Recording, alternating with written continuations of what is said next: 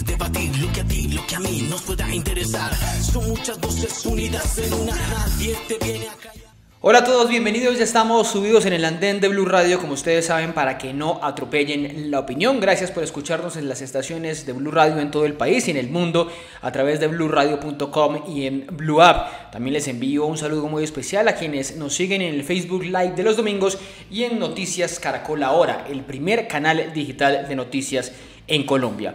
Ha llamado la atención por estos días en las primeras encuestas que se han publicado con intención de voto para las elecciones presidenciales de mayo próximo, que no aparecen mujeres. No hay mujeres en la lista de candidaturas presidenciales, o por lo menos no aparecen en la intención de voto, aparecen muy lejos en las consultas internas que realizarían las coaliciones y los movimientos políticos, y vuelve a surgir la pregunta si es que no vamos a poder tener por primera esa idea de una mujer presidenta de Colombia. Pues para hablar en qué están las candidaturas presidenciales de las mujeres, un tema que sé que les interesa mucho a los jóvenes porque saben de la importancia que es ir cambiando los liderazgos, saben de la importancia que es tener a mujeres también en el poder, pues vamos a hablar con algunas de ellas, con algunas de las candidatas a la presidencia que o están recogiendo firmas o están buscando medirse en una consulta o están buscando ganarse el aval de su partido político. Y empiezo saludando en esta noche del andén a Francia Márquez que se sube nuevamente al andén y a quien me encanta saludar. Francia, buenas noches, ¿qué tal va todo? Hola, muy buenas noches, un abrazo ancestral, gracias y un saludo a toda la audiencia de Andén del Blue Radio. Bueno, Francia, usted ha sido noticia estos días más allá de la inscripción de firmas que ya la hizo y esta candidatura presidencial de la que le hablo, que quiero que hablemos de las mujeres candidatas, por ese afiche tan bonito, ese afiche de su movimiento, de Soy Porque Somos, de usted allí mostrándose con la valentía y la fuerza de las mujeres, que creo que es parte del significado del afiche. ¿De dónde salió el afiche? ¿Qué significa? ¿Para dónde va ese afiche? Bueno, ese afiche es un regalo realizado por Oscar González, un artista colombiano muy reconocido. Y bueno, lo hizo a partir de la inspiración de otro joven colombiano que hizo la foto de esa afiche hace varios meses. Ajá. Para un artículo de la revista Forbes, y entonces pues para mí fue una sorpresa ver ese afiche tan bonito, con tanto colorido, con tanta expresión de lo que somos, de lo que soy, de mi ser, de mi ancestralidad, ¿no? De mi fuerza, de el amor y el compromiso que le ponemos a esta apuesta por parir una política que coloca en el centro la vida, una apuesta por la justicia, por la igualdad, por la equidad, por la paz, ¿sí? Por silenciar los fusiles que todavía siguen cegando la vida de tantos colombianos y colombianas en este país. Y pues yo contenta con ese afiche, un regalo muy bonito. Wow. Y bueno, el arte, siempre he dicho que el arte es sana, el arte llena de esperanzas, y yo creo que es eso. Bueno, Francia. Guache es el nombre artístico de la persona que hizo este afiche inspirado. Sí, señor, lo conozco. En esa foto de Mauricio. Sí, señora, lo conozco. Francia, dice usted algo de lo que quiero, con lo que quiero hacer la próxima pregunta, y eso de parir una política quizá nueva, una política más allá de quizá lo que siempre se ha dicho de lo tradicional, en todos los sentidos que significa esa palabra tradicional. ¿Cómo va, si hacemos la analogía de parir, cómo va ese embarazo, cómo va esa gestación, cómo va esa idea de llevar finalmente a parir? ¿Cómo va la candidatura presidencial suya? Bueno, yo creo que con todos los cuidados del mundo, sí, como se debe cuidar a una mujer embarazada, con todos los cuidados del mundo, con todo el amor del mundo para que esa criatura, sí, nazca con todo lo que tiene que nacer como ser humano. Y yo creo que con todas las fuerzas del obligamiento, sí, de los saberes ancestrales para que esa política sea pues un hijo que sea capaz de dignificar la vida en esta nación colombiana, en una nación tan sufrida, excluida por unas minorías de hombres blancos privilegiados que por supuesto no saben lo que significa parir, ¿no? Y que son los que nos han gobernado, por tantos años y han hecho un gobierno pues en detrimento de la vida, de la justicia, de la humanidad, de la igualdad, de la dignidad. Y entonces yo creo que el cambio es por eso, es por poner el amor maternal, ¿sí? Poner el instinto del cuidado, poner toda nuestra mental que vive el planeta y que está cobrando todos los días vidas humanas y vidas en su sentido amplio. Todos los días una especie está desapareciendo de este planeta.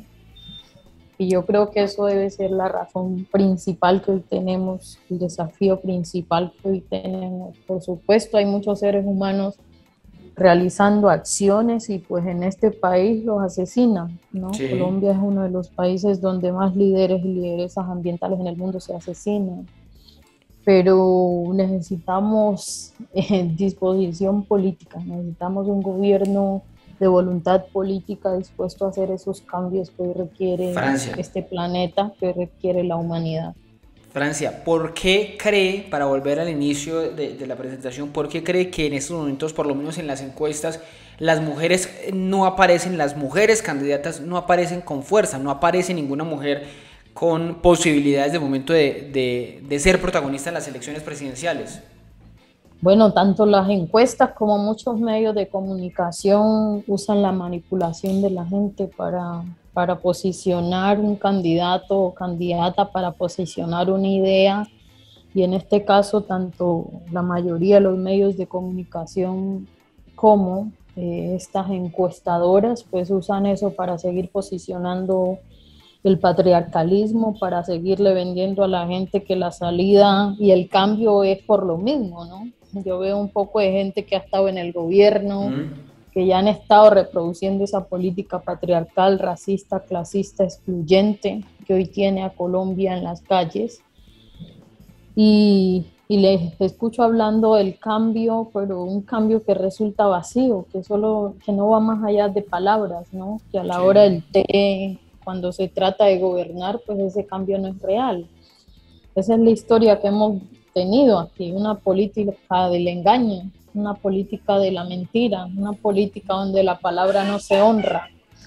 Y yo creo que por eso, pues, colocar voces de abajo, voces de la periferia, voces que han sido silenciadas, voces que no han sido escuchadas en una encuesta, pues significa para ellos una amenaza, significa para el establecimiento y el statu quo una amenaza. Usted repite, Francia, la expresión del patriarcado que vuelve a surgir y vuelve a batirse, quizá que lo se hará en esta campaña presidencial. Pero le pregunto, el hecho de que usted esté en una coalición en la que según muchos está con nombre propio quién va a ganar, que es Gustavo Petro, no es entregar su elección a un hombre, no es entregar su candidatura a un hombre que dicen todos ya se sabe que va a ganar esa elección del pacto histórico. ¿Qué decirle a los que dicen que usted se entregó?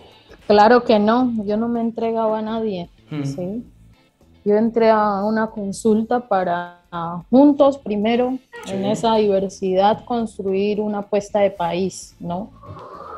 Y en segundo lugar, para definir quién de todos los que estamos ahí, de todas las que estamos ahí, colectiva de país, ¿no? Y entonces estamos en una consulta. En política nunca nada está dicho, ¿no?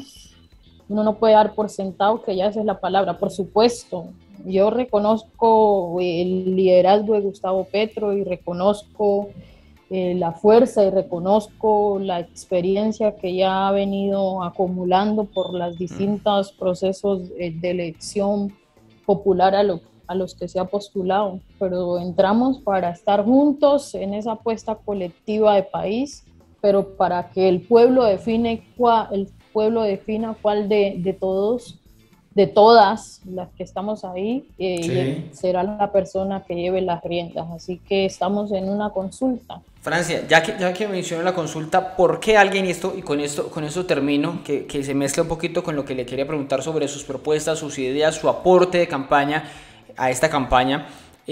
¿Por qué alguien en marzo debería votar por usted y no por los otros del pacto histórico? ¿Cuál es su propuesta? ¿Cuál es su idea central para decirle al país, venga, aquí está mi candidatura, desde, como usted dice, desde la periferia, como mujer, como negra, como todas esas condiciones que la hacen a usted tan única, pues puede ser la elegida eventualmente en esa candidatura del pacto histórico? Bueno, hay muchas razones. Este país necesita detener la guerra, ¿sí? Sí. Y creo que las voces y las acciones para detener la guerra pues van a salir también en esa construcción colectiva de quienes hemos padecido las consecuencias de la guerra y el conflicto armado en Colombia, ¿sí? Y eso no es una situación de jugar, ¿no? De seguir generando guerra para después vender seguridad democrática, no. Esa es una decisión que tenemos que tomar porque la guerra sigue poniendo muertos, sigue costándole la vida a muchas personas, niños, niñas, a comunidades enteras. Segundo, creo que este país tiene el desafío de frenar la crisis ambiental, de bajar a cero las emisiones de gases de efecto invernadero si queremos seguir existiendo como humanidad. Y esta no es una situación que podemos seguir aludiendo con la excusa de que realizar acciones para frenar el cambio climático pone en crisis económica al país. Yo creo que tendremos que definir la vida, ¿no?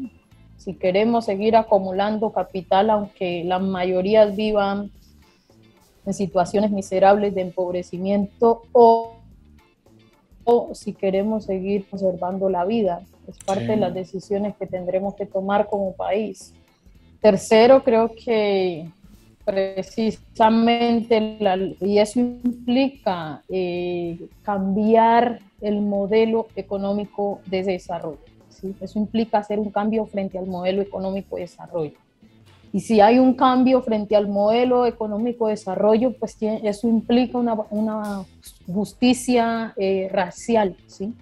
Porque no podemos olvidar que la forma en cómo opera o cómo ha operado el modelo económico de desarrollo es racializando a personas, racializando sujetos, personas, ¿sí? La esclavitud no se dio de gratis, la esclavitud fue la primera fuerza, fue la primera estrategia que se usó para impulsar este modelo económico de muerte, ¿sí?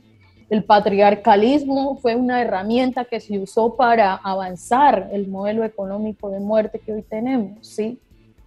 Todas estas formas de opresión, de exclusión, ¿sí? De violencias, que por un lado ha usado a seres humanos, los ha utilizado cuando los seres humanos que se han enfrentado a ese modelo de muerte, pues los ha asesinado.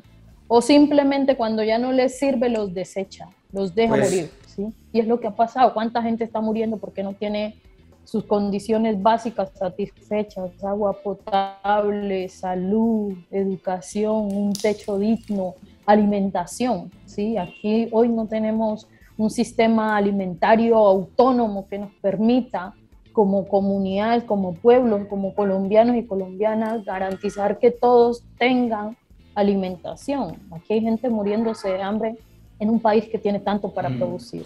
Entonces creemos que esas para mí son las propuestas centrales y por supuesto entonces eso implica justicia ecológica, justicia racial, justicia económica, justicia de género, ¿sí? Yo creo que esas tres reglas serán fundamentales para asumir el desafío que hoy tiene el planeta y es frenar la crisis ambiental que por supuesto se generó usando estas categorizaciones de la humanidad, usando esas racializaciones de los sujetos para esclavizarles, para someterles, para utilizarles y luego desecharles. Pues es Francia Márquez aquí en el andén de Blue Radio contándonos un poco de esas ideas que me parece muy oportuno que las empezamos a poner sobre la mesa y seguramente muchas serán parte del debate de la campaña electoral. Rápidamente, Francia, respóndame, los que quieran recoger firmas con usted, quien quiera recoger firmas o quien quiera ir a buscar para llenar esos formularios, ¿dónde pueden estar? Bueno, primero es que nos contacten, que nos contacten a nuestro correo franciamarquez@hotmail.com, y ahí pues entraremos en contacto con ellos. ¿Cuántas firmas quiere buscar? ¿Cuántas firmas quiere recoger? Aspiramos a recoger 1 millón de firmas. Sí. Esto, por supuesto, es un desafío para nosotros. En Grande, tanto, sí. pues con tranquilidad digo que no tenemos las mismas estructuras ni las mismas condiciones económicas, pero pues yo soy una mujer que creo que a nosotros nunca nos han regalado nada, que todo lo que tenemos y hemos logrado ha sido con esfuerzo, así que lograr esas firmas pues también será un esfuerzo para poder competir en la consulta del pacto histórico y poder sobre todo ganar la presidencia de Colombia, poder desde ese mandato popular que vamos a construir, que será ese programa de gobierno, hacer de Colombia un mejor lugar para todos, para todas, para todes.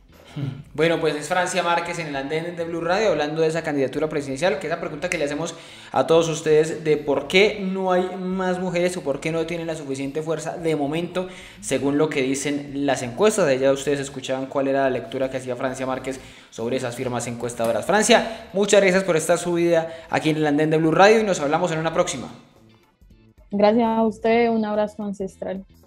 Bueno, y sigo saludando en este momento, se suma aquí en el andén de Blue Radio la senadora del Centro Democrático, María Fernanda Cabal, que es candidata presidencial, precandidata presidencial, que busca la candidatura del partido a través del mecanismo que ya definieron hace unos días, que es el de encuestas dentro del partido. Senadora Cabal, buenas noches, bienvenida aquí al andén, ¿cómo va todo? Muy bien, casi que no lo logramos, ¿no? Sí, casi que no lo logramos, ahí que no se conecta. Bueno, senadora, precandidata presidencial del Centro Democrático, estamos hablando, bueno, de las mujeres candidatas a la presidencia, en qué están, si tienen futuro las candidaturas presidenciales de mujeres, que no las vimos o no las estamos viendo de momento en las encuestas, aunque hay que decirlo, todavía falta muchísimo para las elecciones. ¿Cómo va a ganarle la candidatura a Oscar Iván Zuluaga en el Centro Democrático? Para empezar preguntándole por ahí. Primero, teniendo fe. La fe es la certeza de lo que no se ve. La fe es creer en la voluntad de Dios. Segundo, conectándome con la gente. Yo tengo mucho más experiencia de lo que la gente cree. He sido empresaria, he generado riqueza, me he quebrado, conozco el sector público, detesto el Estado gigante. Tengo el criterio, el conocimiento, el discernimiento y sé cómo poner este país a andar. Prioridad: mover la economía, porque este país a gritos necesita empleo, y la seguridad. Sin seguridad no hay nada. Y el discurso de la seguridad sí está tan fuerte en esta elección, porque todo el mundo habla, por supuesto, de la seguridad ciudadana, pero en las encuestas no se ve que sea el principal tema de preocupación de los colombianos. ¿La seguridad sí vuelve a ser el tema que marque la agenda? Pero no sé en qué encuestas has leído, en todas sale la seguridad de primero. La seguridad porque sentimos que volvimos y perdimos un bien fundante, que es la tranquilidad. Si vos no tenés seguridad no puedes ir a trabajar, si no trabajas no puedes sostenerte, y el que trabaja y le va bien pues tiene cómo gastar, tiene capacidad de consumo, eso es una cadena productiva elemental. Oye, pero hablando de encuestas, para no decirnos mentiras, senadora, ¿no cree que el uribismo está pasado de moda, que es contraproducente hacer política con el uribismo en este momento? Porque el expresidente está por el 35, el 30%, le ha costado mucho, hay que decirlo, la administración del presidente Duque. ¿No es contraproducente? Lo que pasa es que uno no se puede enmarcar solo en una línea. Si alguien analiza mi pensamiento, uno no va a decir, es que usted es igualita a... Sí.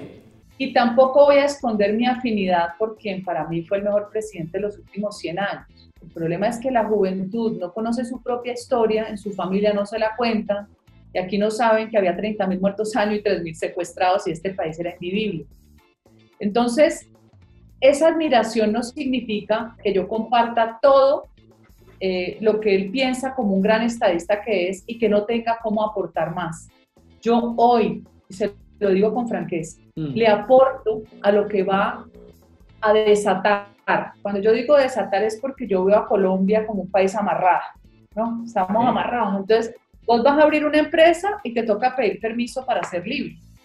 hay tanta regulación y tanto obstáculo para el acceso que no puede ser. O usted flexibiliza y aproxima las posibilidades para generar dentro de los requisitos institucionales que hay que empezarlos a podar. Vamos a tumbar decretos, vamos a modificar leyes. ¿De quién? De la mano del que las sufre, de la mano del gremio de producción que te va a decir, por esto no contrato, por esto no invierto. Incluso de la mano del informal que te va a decir por qué no se formaliza. Cuando vos lees este país y sabes que en la Cámara de Comercio te van a arrancar un billete, que si no tenés amigo abogado o amigo contador, pues tampoco accedes. Una maraña, a vos te exigen lo mismo que le exigen a una empresa gigante. Sentido común. Vamos a eliminar las barreras de acceso porque el emprendimiento está ahí. Segundo obstáculo, el acceso al crédito. Sí. Hay 5 millones de personas, de colombianos, en el gota a gota. En un país que todo el tiempo hablan de derechos, especialmente los mamertos, que son deseos convertidos en derechos. Y yo digo, carajo, ¿no será un derecho a la misma dignidad humana yo poder acceder al capital para salir adelante y no tener que depender de alguien o de un político para que me dé un puesto? Sentido común. ¿Qué va a pasar? Que esto cambió el mundo. Y esto es lo que yo estoy explicando en todas mis reuniones.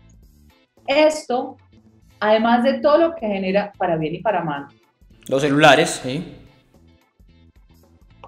La comunicación, las tecnologías de información, lo que me llega por aquí, este simplemente es un objeto. Lo que me llega por aquí, todas las actividades financieras que la gente empezó a desarrollar para poder agilizar, pues ya no vas al banco a hacer fila para depositar una plata, lo haces por aquí.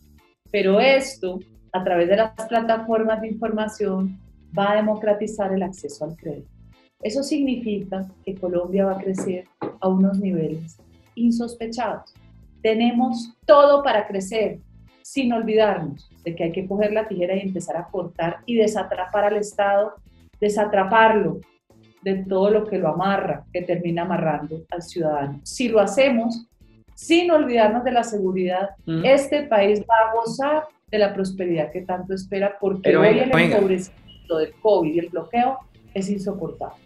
Todo ese discurso que usted está planteando es un discurso de liberalizar mucho, de hacer un Estado cada vez más pequeño, de quitarle responsabilidades, para ponerlo en sus términos, ataduras al Estado, quitarle esa burocracia que es tan pesada. Pero lo que está pasando en el mundo no es que todas las protestas que vemos en uno y en otro lado, y que usted seguramente si es presidenta llegaría a padecer, no es por justamente desentender al Estado y dejar en manos de privados la salud, la educación, bueno, las pensiones, todo, que es el ejemplo de Chile. ¿Ese no es el problema? ¿No generaría usted más protestas? Pero no entiendo qué tipo de lectura estás haciendo. ¿Acaso hoy no están los pobres atrapados en la educación pública pésima, con los peores resultados en las pruebas PISA y en las pruebas Saber y en manos de FECODE? ¿De qué educación privada me estás hablando? No te entiendo. ¿Acaso no tiene derecho el papá pobre de que su hijo acceda a una calidad de educación superior? Si usted tiene un proyecto en ese sentido, ¿no? Eso se le ofrecen muy pocos colegios públicos, pero se le ofrecen los privados por menor valor para el Estado, porque así somos de cómicos. Vale casi el doble un muchacho en educación pública que lo que vale en un privado. Además, el privado, si no lo hace bien, pues le quitas el contrato. Al público no, te jodiste. ¿Por qué no tener ese equilibrio entre lo público y lo privado?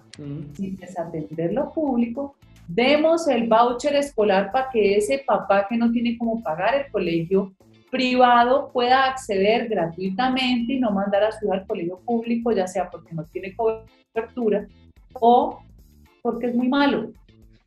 Mire lo que pasó en el Valle del Cauca, que la gente desconoce. Aquí hubo un genio, como todos estos técnicos, tecnócratas genios en el Ministerio de Educación, que hizo una prueba por percentiles y le quitó el contrato a los colegios privados que eran, para que usted lo sepa, colegios creados por antiguos profesores de educación pública pensionados. ¡Qué berraquera! Le apostaron al emprendimiento y la gente era feliz. ¡Ah, no! El genio dejó a 40.000 niños desescolarizados y le ofrecían por allá un colegio público 1 hora en barrios que usted sabe que las fronteras invisibles significan la vida o la muerte. Sí. Pero esa misma evaluación se la aplicaron al peor colegio de Cali, creado por este alcalde Ospina, que se llama el Nuevo Latino. ¿Cuál es el criterio? Cuénteme usted, ¿acaso la evaluación no es para todos? ¿Acaso no estamos promoviendo el que tengamos una educación que sirva para la competitividad? Entonces yo sí creo en el equilibrio entre lo público y lo privado y detesto el poder absolutista de lo público. Bueno, sí, ese es el planteamiento. Y se lo preguntaba simplemente porque ha sido la razón de las protestas en muchos lugares del mundo y lo vivimos justamente aquí en Colombia. A ver. Pero usted no le tiene miedo a eso, a que incendie. Usted está muy ligero con su discurso. Ese discurso ¿Por qué? A ver. Muchachito, no. ¿Será que uno está tan bravito que destruye el único medio de transporte que lleva a la clase popular al trabajo? No estamos hablando de eso, estamos hablando que hubo unas protestas porque había un descontento. No. Una protesta con un efecto de barbarie. 100.000 desplazados en Chile. No, senadora. 100.000. Senadora, estoy contándole. Estoy contándole simplemente sin justificar violencia. Sin justificar violencia, estoy contándole que hubo unas protestas en muchos lugares del mundo por un modelo que para algunas sociedades estaba desgastado o está desgastado en este momento. Eso es falso, esa es la narrativa que vende la izquierda. ¿Y entonces por qué? Está desgastado por culpa de los políticos que no liberalizan el modelo. Si el modelo estuviera desgastado, la gente no querría irse a vivir a Estados Unidos. ¿Y Chile no está liberalizado? ¿En Chile el modelo no está liberalizado? Claro, pero en Chile llevan un proceso de marxismo cultural de más de 15 años metiéndole a la gente un montón de basura. Ya veremos los chilenos cómo llorarán dentro de 5 años. ¿Qué es lo que usted dice de los jóvenes? Ojo, su país era el país con mayor movilidad laboral. O sea, usted renunciaba hoy a Blue y mañana encontraba trabajo en cualquier emisora, más que en Estados Unidos. El país con mayor ingreso per cápita de América Latina. Ay, tan fácil, ¿no? La vida buena cansa y la mala amansa. Apréndase ese dicho. O sea, los chilenos se cansaron de vivir bueno, dice usted. Cansaron de vivir bueno. Había otras situaciones en Chile que eran mucho más estructurales, como el tema pensional. Sí. Y también había un exceso de concentración, dígase así, en el tema privado, y yo sí considero que debe haber un equilibrio, pero de ahí a comparar los beneficios que tenía la sociedad chilena con la nuestra. Hubo atrás toda una estructura direccionada por fuera para generar destrucción, como la hubo aquí, como la hubo en Ecuador, como la ha habido en Bolivia. ¿Cómo se van a robar las elecciones en Colombia si no nos ponemos las pilas? Senadora, así de sencillo. Senadora, ¿por qué? Porque le estoy hablando de los paros por una cosa. ¿Por qué cree que su nombre tomó tanta fuerza después de las movilizaciones? Usted tuvo unas intervenciones donde, por supuesto, le dolía mucho lo que sucedía en su ciudad, lo que sucedía en su departamento, en Cali y en el Valle del Cauca. Y a partir de eso, siento yo, es mi percepción, y no sé usted y sus asesores qué le dijeron a partir de esas manifestaciones, tomó mucha fuerza su nombre. ¿Qué posiciones cree usted que durante el paro tomó usted para que su nombre saliera a relucir y quizá tuviera más fuerza esta candidatura o precandidatura que está presentando usted hoy? Mira, los momentos son uno, no son dos, a lo largo de la historia. Aquí había una situación que la gente estaba viviendo con terror y una inacción de la fuerza pública por falta de decisión política. Así de claro. Entonces te van a quemar tu casa, pero pobrecitos es que tienen derecho a protestar, que te quemen tu casa, y si te defendes, pues vos sos paramilitar. Te van a acabar con tu negocio, que lo has hecho sanamente en toda tu vida y no hay quien te defienda, porque es que pobrecitos, es el derecho a la protesta. Además, coadyuvados por un poco de organismos internacionales que definitivamente se dedicaron a una burocracia de izquierda depredadora. ¿Qué pasó en ese momento? Que la única que levantó la voz fui yo, porque aquí lo que hay es un poco de acobardados, acomodados, escondidos. Y yo tuve el valor civil de develar lo que aquí sucedía. Aquí instrumentalizan a jóvenes que sí es cierto que pueden tener rabia y resentimiento, pero que no es quemando policías en un CAE ni destruyendo las fuentes y los medios de transporte. Las fuentes de empleo y los medios de transporte. Así no es, con irracionalidad no es. que aquí hay que atender necesidades, claro, pero no quemando al que me las puede resolver. Entonces, en ese momento fue que se produjo el ascenso de un nombre donde las personas confían. Yo no he cambiado de discurso, no he cambiado de partido, no tengo máscara, además no digo mentiras. Y eso me libera dentro del debate político. Bueno, si usted no dice mentiras sobre lo que sucedió en Cali esos días, usted mencionaba, no se puede hablar de acusar a uno o a otro de paramilitar. ¿Qué pensar entonces usted que defiende el uso de las armas por parte de civiles o que está de acuerdo con que los civiles estén armados en algunas circunstancias? ¿Qué piensa de esos que respondieron a los manifestantes violentos con armas? ¿Qué piensa, por ejemplo, de un señor como Andrés Escobar, que no ha sido judicializado a pesar de que hay videos del señor disparándole a la gente así fuera con un arma traumática?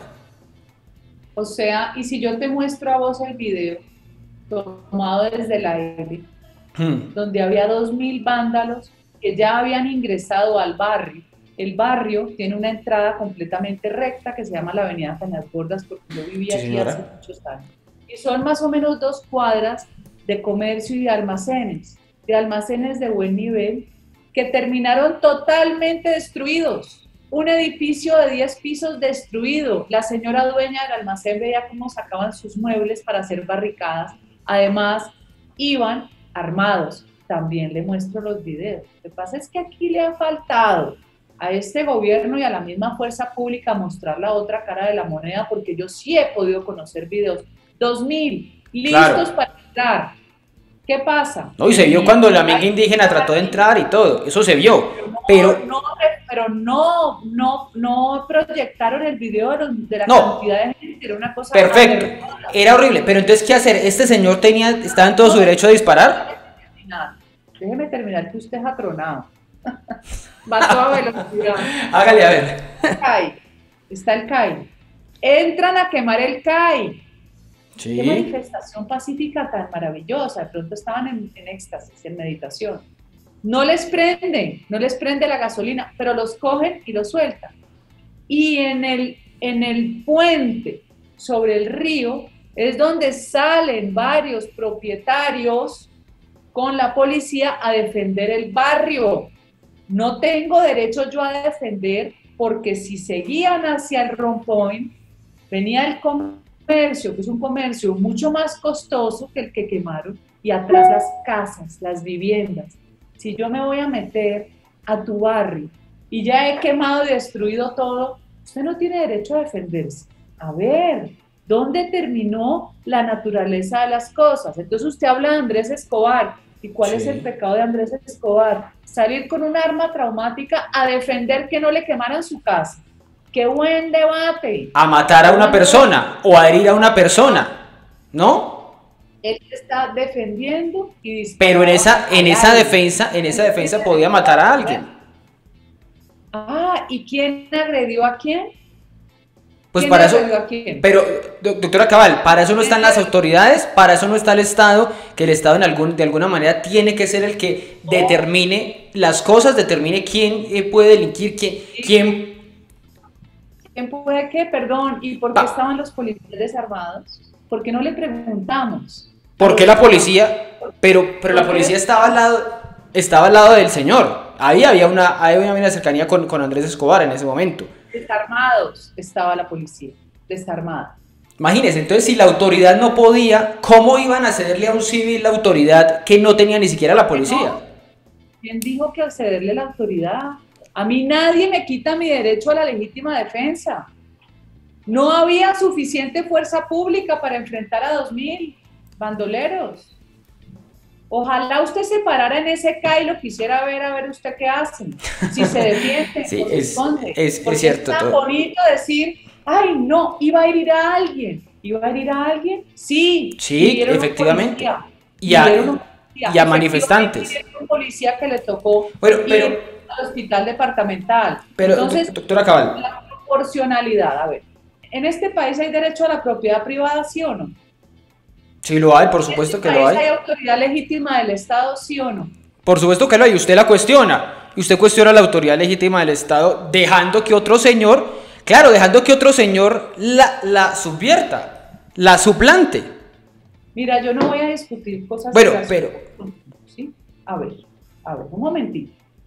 La Constitución plantea que yo tengo derecho a la legítima defensa, y si no, le hace, pero no se la voy a enseñar aquí. Claro, doctora Cabal, le estoy diciendo... Si yo tengo derecho a defenderme, yo sí tengo derecho a defenderme. Y mi casa, y mis bienes, y mi comunidad. Le estoy diciendo simplemente... a la comunidad de Ciudad Jardín y no me llame a mí. No, le estoy diciendo simplemente... Jardín, si no es que usted tiene toda esta cosa confundida en su cabeza, llame a la Junta de Acción Comunal de Ciudad Jardín y doctora dígale Cabal, si estaba muy feliz de que le quemaran su barrio. Por supuesto que no. Tenían derecho a la legítima defensa y no tenían armas letales. Le pregunté, sí, exacto, no eran armas letales. Le pregunté, sí, le pregunté... No hable usted solo. No, doctora Cabal, le preguntaba simplemente si había una suplantación de la autoridad legítima del Estado por parte de este señor. No hay suplantación, porque yo tengo derecho a defenderme. Entendido, esa es su posición. Y eso también está en la ley. Esa es su posición. Usted tiene obligación de acompañar a la fuerza pública, obligación como ciudadano. Por eso existe la defensa civil. Así es sencillo. ¿Por qué es tan difícil tener criterio sano? ¿Por qué es tan difícil tener sentido común? Y si usted me pregunta que si apoyo el porte legal, claro, porque sí, yo sé que sí. El porte legal del año 93 al 2015, hasta que el bandido de Juan Manuel Santos nos lo quitó y dejó a toda la población expuesta. ¿Cuál es la población? El que tiene que ir a su almacén y recoger la plata en efectivo, para que lo maten, como lo matan a usted aquí en San Andresito. El que tiene que ir a la finca, que sabe que ya le secuestraron a un compañero y que está extorsionado. ¿Será que se va muy feliz? Cada quien decide si porta o no y tiene que pasar por unos requisitos que el Estado le exige. Tan difícil de entender eso. Doctora Cabal. No son armas como en Estados Unidos. Las armas son de uso civil. Si usted no pasa una prueba psicotécnica, no tiene el permiso. Si usted tiene antecedentes, no tiene el permiso. Pero como aquí satanizaron todo, váyanse a vivir a Venezuela, que están prohibidas las armas. Punto. O váyase a vivir a Estados Unidos, donde en una escuela a sus hijos los pueden matar porque un señor tiene armas y entra a disparar. Esa es otra posibilidad, ¿no? Solamente apreciación, porque en Estados Unidos los estados más seguros son donde hay gobernadores republicanos, que hay libertad de porte, y los más inseguros, donde matan a todo el mundo en un colegio, son los gobernados por demócratas, que sencillamente tienen mucho más prohibición. Bueno, eso es una mirada... Lados, ¿no? Pero sí, donde hay porte, y lo invito a que se lea el Índice Global de Paz, que ahí salen los países más seguros del mundo, donde el porte es flexible, y los más inseguros como Colombia y como Venezuela. Doctora Cabal, quiero hacer una pregunta para no quedarnos ahí en la discusión sobre las manifestaciones y más, que es un tema que yo sé que interesa mucho, que usted fue muy protagonista, por eso que usted estaba diciendo también que fue la única que alzó la mano para defender a un sector que quizás se sentía huérfano en ese momento, huérfano de gobierno, huérfano de autoridad, huérfano de Estado. ¿Usted siente que representa a las mujeres del país? Porque estábamos hablando de esta discusión justamente sobre las candidaturas presidenciales de las mujeres. ¿Usted siente que tiene esa bandera de las mujeres y qué haría por las mujeres si llega a la presidencia? Sería muy pretencioso yo decir que represento a todas las mujeres, porque a mí no me gusta colectivizar a los individuos, que es la forma que usa la izquierda para volverlo a uno un número, ¿no? Entonces, ¿cómo es el voto latino en Estados Unidos? Perdón, hay latinos que piensan distinto, o las mujeres, o los indígenas, o los negros, no. El género femenino, como el masculino, tiene una condición especial, pero diferente. ¿Cuál es la fortaleza de la mujer sin demeritar a los hombres? Que nosotros somos el polo a tierra. La mujer es la que ancla las ideas, la capacidad del hombre. Cuando usted saca a la mujer del hogar, el hogar se deshace. ¿Cuál es el reto hoy, mi querido periodista? Que el 60% de los hogares en Colombia son de mujeres cabeza de familia, y eso es un síntoma de degradación del núcleo familiar. ¿Por qué no sentarnos y hablar y ver qué es lo que pasa? Porque hay irresponsabilidad frente a los actos sexuales y los hombres no responden. Y tienen tres con tres mujeres distintas. Hay algo que está pasando frente a las consecuencias de lo que yo hago con mi cuerpo. Las mujeres les toca solitas sostener el hogar y además educar cuando tienen que sobrevivir. Eso genera una carga descomunal. A esas mujeres hay que atenderlas en sus necesidades, sin duda, pero eso no significa que yo voy a excluir a la familia pobre de la atención del Estado, que es lo que pasa cuando usted diseña una política pública que termina pervirtiendo el desarrollo de una sociedad. Entonces usted dice, solo contratamos desmovilizados, mujeres cabeza de familia, y uno dice, si yo soy pobre y tengo marido, ¿no califico? ¿Me toca separarme? Entonces, miremos a la mujer con un potencial gigantesco que solo necesita un poco más para subir. Empecemos por el crédito. Vamos a mirar el éxito de lo que es hoy el Banco Mundo Mujer en Popayán, y lo invito a verlo. Con los problemas de Colombia, con créditos excesivamente onerosos. Primero crédito que subsidio. No, esto es un crédito en el Banco Mundo Mujer. No, por eso le digo, preferible el crédito que el subsidio, dice usted.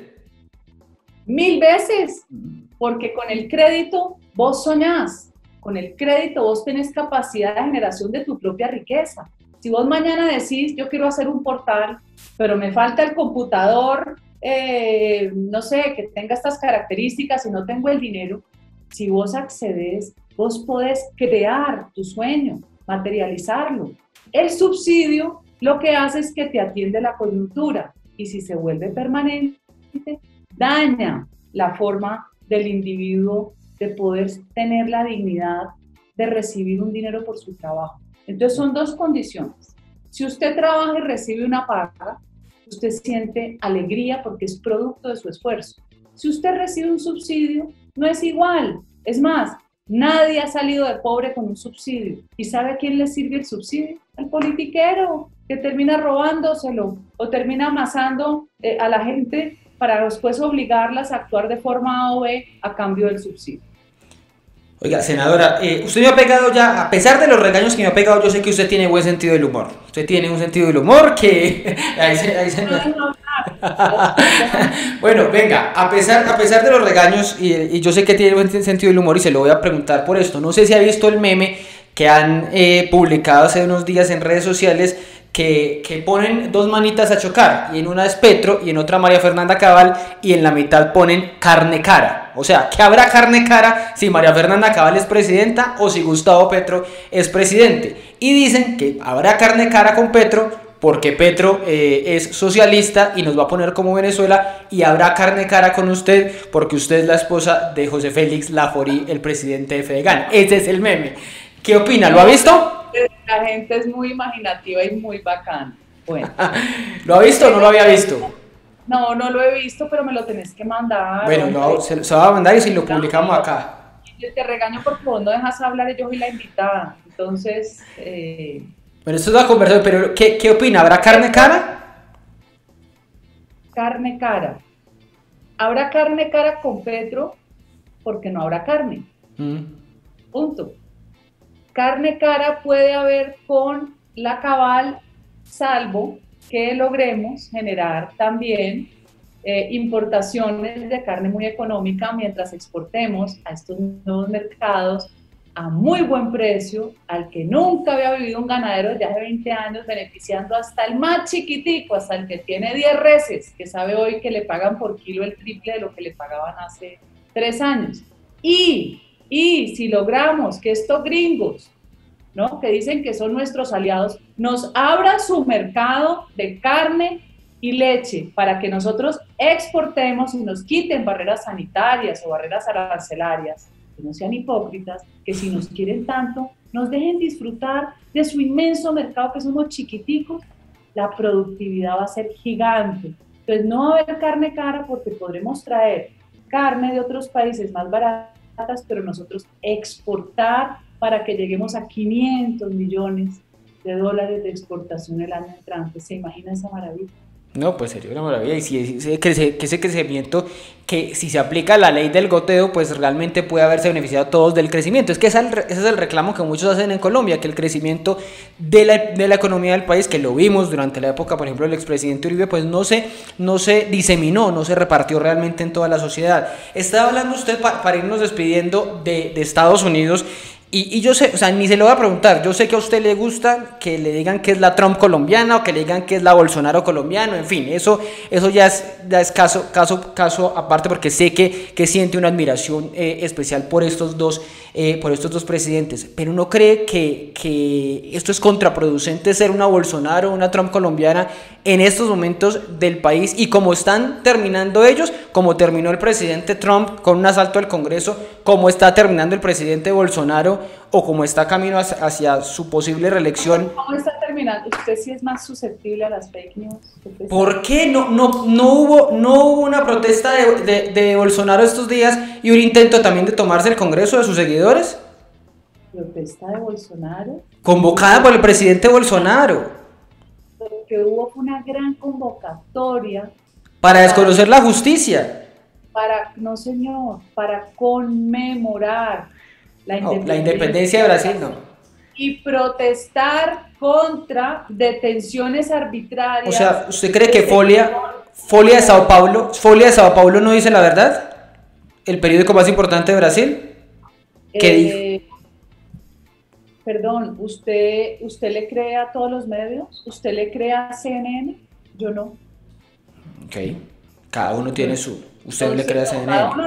Cada uno no. Ojo que usted es periodista, yo no. No, por eso, usted dice que no le cree, yo sí le creo. Usted es el que está obligado a contrastar, porque los ciudadanos estamos obligados a recibir información veraz. Claro, de acuerdo. En Brasil se congregaron los seguidores que quieren un Brasil libre, no con un Lula da Silva y un Foro de Sao Paulo que se robaron América Latina, junto con Chávez y con Santos, que se robó las elecciones, para que usted se acuerde, con la plata de Odebrecht, y no le pasa nada. Lo que también hay es una protesta contra un abuso de la Corte Suprema de meter presos por opiniones, y usted debería preocuparse por eso, porque la libertad de expresión es la base de su trabajo como periodista. Claro, y decir que un periódico... Que uno proteja una corte porque metió preso un adversario. Nunca debe ir preso nadie por pensar diferente. Pero decir que un periódico, que es el más importante de Brasil, dice fake news, también es ir contra la libertad de expresión. Y Folia de Sao Paulo decía que los seguidores de Bolsonaro se iban a tomar el Congreso y la Corte Suprema. Y usted le creyó. Estamos hablando de la libertad de expresión, ¿no? De respetar la libertad de expresión, ¿no? Respetar la libertad de expresión y respetar la información veraz. CNN tenía atrás incendiado el Capitol, era el Tribunal Supremo, y decía que las marchas eran pacíficas.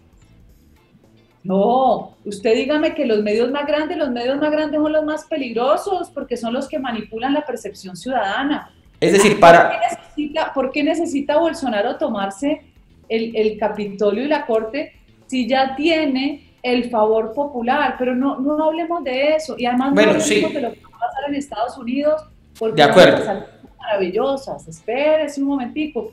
Cuando usted está expuesto a una popularidad tan grande, también está expuesto a las noticias falsas.